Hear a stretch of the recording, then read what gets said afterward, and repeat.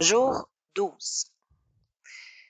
Alors aujourd'hui, grosse journée, chargée en émotions.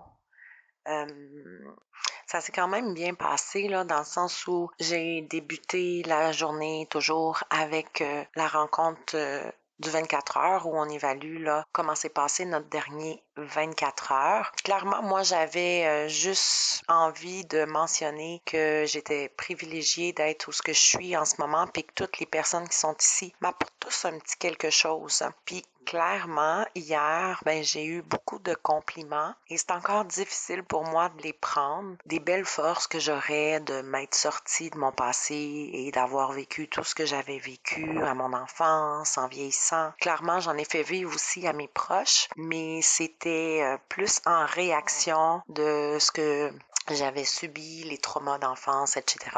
C'est sûr que quand on poursuit dans le mode de vie d'un consommateur, clairement, c'est plus juste de la colère contre ce qui s'est passé dans le passé. C'est rendu aussi de l'autodestruction. Aujourd'hui, c'est quand même ironique parce que l'atelier s'intitule « Cesser de se faire du mal ». On avait plusieurs affirmations, puis on devait choisir parmi 30 affirmations. Donc, arrêtez de côtoyer les mauvaises personnes, arrêtez de fuir les problèmes, arrêtez de vous mentir. Là, il y en a 30, fait que je vais juste vous lire ceux qui sont représentatifs pour moi. Donc, moi, j'avais arrêté de mettre vos propres besoins et vos propres envies en second plan.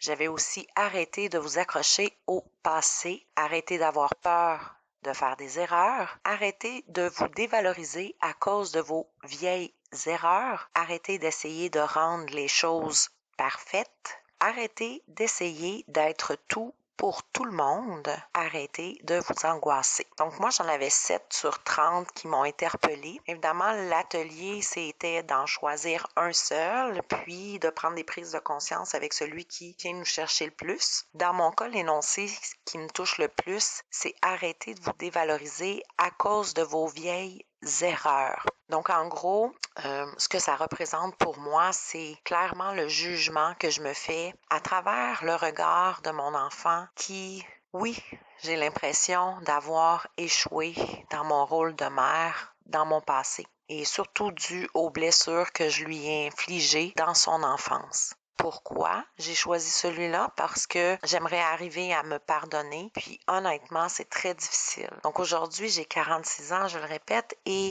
mon enfant a 30 ans. Et je vous mentirai pas, c'est des sentiments que je vis depuis facilement 22 ans, là. En fait, depuis que je suis tombée dans ma déchéance, comme j'aime l'appeler, de laquelle je suis remontée, je tiens à le préciser. Et là, qu'est-ce qu'on devait dire, c'est qu'est-ce qu'on pourrait faire concrètement pour améliorer cet aspect dans ma vie. Alors, on a 3 points ici. Moi, j'ai écrit que je devrais faire une lettre d'amende honorable à mon enfant, que je devrais rester et focusser sur mon moment présent plutôt que le passé, puis que je voudrais voir tout le beau que je lui ai donné plutôt que de m'acharner sur tout le mal que je lui ai fait, bien malgré moi. Donc, en gros, comment je vous expliquerais ça? Je vous dirais que je me jugeais, moi-même, à travers mon enfant, et non elle qui me donne l'impression d'être et d'avoir été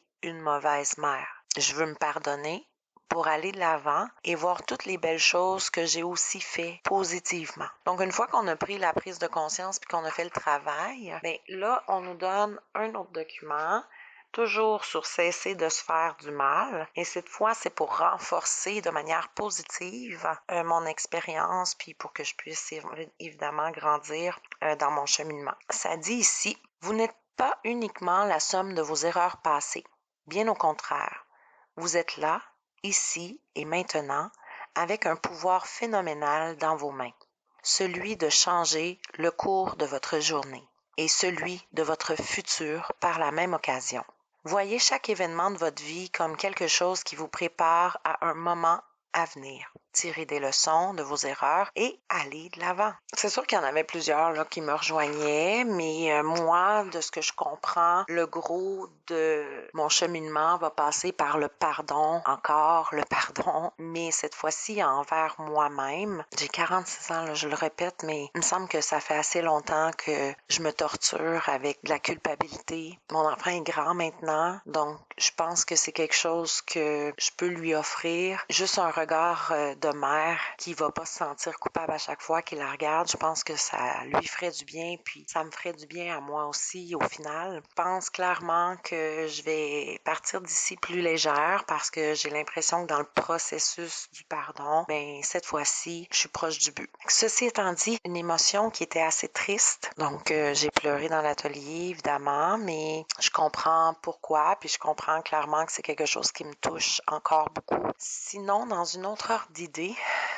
j'ai pris des nouvelles. Aujourd'hui, c'était des appels administratifs auxquels on avait droit. J'ai pu vérifier au niveau de mes courriels si j'avais reçu une réponse pour mon cours que je voulais faire en éducation spécialisée. Donc, comme je fais une réorientation de carrière, ben, ça fait aussi partie des gros changements de ma vie actuellement. Et j'ai été refusée. Dans le fond, je suis en liste d'attente. Puis ça me fâche un peu parce que la première fois que j'ai voulu aller au cégep, en sortant du secondaire, je me suis inscrite pour une technique en intervention en délinquance, puis clairement, ma moyenne n'était pas assez forte. Donc, j'ai pas été pris dans un cours qui était contingenté en plus. Et ce qui m'a amené à prendre un chemin plus sombre, donc à consommer de la cocaïne à l'époque et à avoir des comportements sexuellement à risque, donc à danser de manière érotique,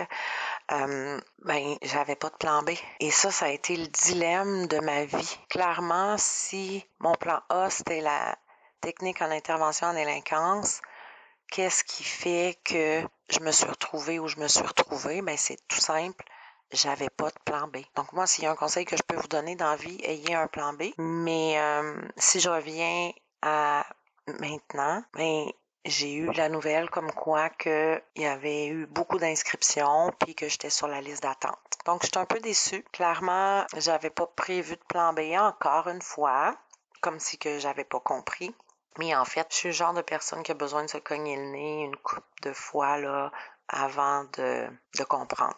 J'ai quand même pris des informations et il y a un DEC qui commence, un diplôme d'études collégiales là, qui commencerait à l'automne. C'est un petit peu plus loin que fin mars, mais c'est une autre porte d'entrée. Puis là, ben, je vais devoir refaire une demande en souhaitant que mon plan B cette fois va fonctionner. Alors, un peu de déception ici, un peu de tristesse dans l'atelier, de la reconnaissance et de la gratitude aux 24 heures du matin.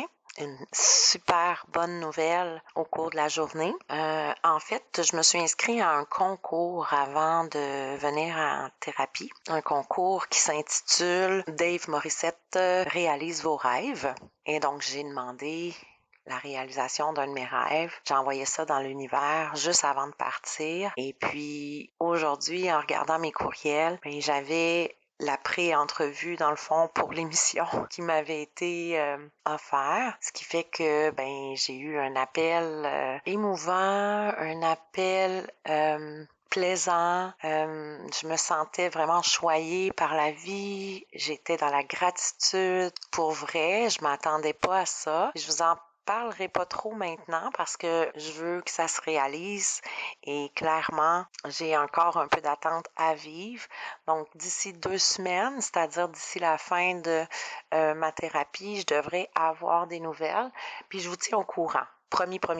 Mais il faut aussi que vous sachiez que j'ai terminé la journée avec un appel téléphonique FaceTime. Donc, j'ai contacté mon conjoint avec mon fils, puis j'ai appris qu'il était rentré à l'hôpital.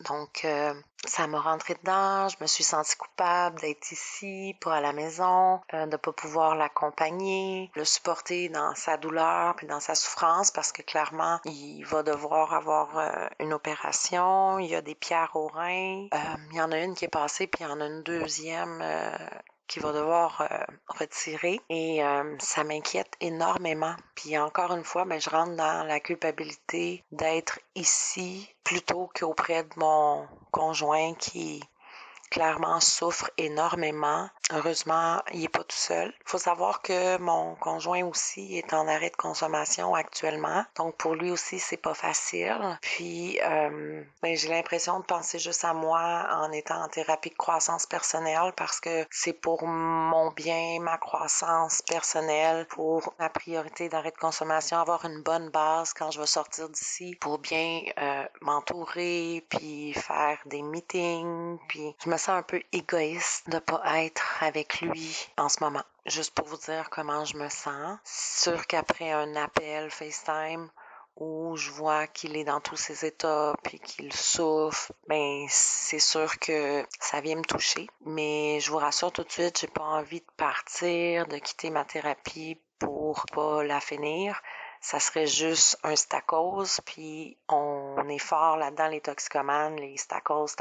Clairement, c'est des choix qu'on fait dans la vie, c'est pas à cause de ci ou à cause de ça. Puis je pense que j'ai choisi de faire ça pour moi. Je me suis choisie en venant ici, puis c'est important que j'aille jusqu'au bout. Donc, j'étais un peu là-dedans, j'étais un peu mitigée, j'ai vraiment eu des montagnes russes toute la journée en termes d'émotions. Mais il y a du bon monde ici, pour vrai, puis ils sont tous réconfortants, ils me comprennent, ils savent d'où je viens. Tout le monde s'entend pour dire que je devrais être plus indulgente envers moi-même, que j'ai quand même donné ce que j'étais à même de donner dans ces moments-là de ma vie. Je peux pas donner en fait des choses que j'ai pas. Puis je suis en thérapie pour comprendre les choses que j'ai pas, pour grandir. Puis ça a été comme ça pas mal toute ma vie, dans le sens où à chaque fois que j'avais des défis de vie importants, je me retournais vers la maison de thérapie parce que c'est là que je grandis le plus, puis qui m'aide à avancer puis à atteindre la meilleure version de moi-même.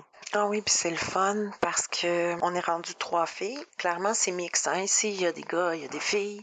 On est 9 au total. On est 3 filles, il y a 6 gars. Mais on a chacun nos chambres, puis on n'est pas sur le même étage que les gars. Des fois, juste pour se faire du bien, là, on s'assoit, on a un petit salon là, du côté des filles, puis on peut regarder des films de filles, puis on s'assoit sur le divan, puis aujourd'hui, ce qu'on a fait, c'est on a fait nos ongles, on a fait un masque de beauté, de soins de la peau, puis on fait pas assez souvent des choses comme ça pour se faire du bien dans la vie. Fait que j'aimerais juste vous rappeler que c'est important, puis que je vous souhaite plein de beaux moments de bonheur à juste vous pouponner ou vous chouchouter, peu importe la façon dont vous le faites, que ce soit un bain, que ce soit de l'esthétique, que ce soit vous maquiller, vous mettre belle ou beau, là, puis vous vêtir à votre goût, et que si pour vous c'est important d'être bien puis de se faire du bien, clairement,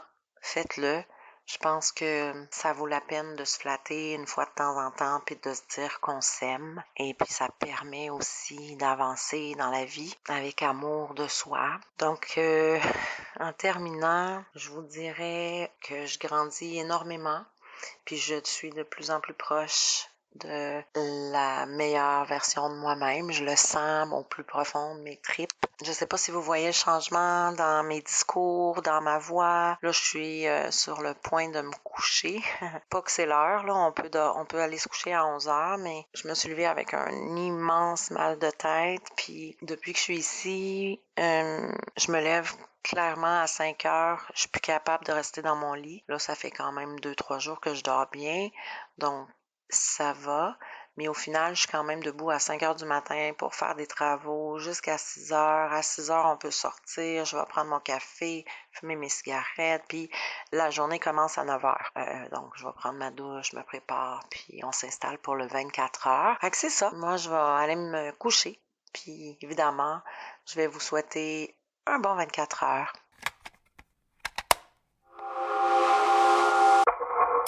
Une production Scénarimage.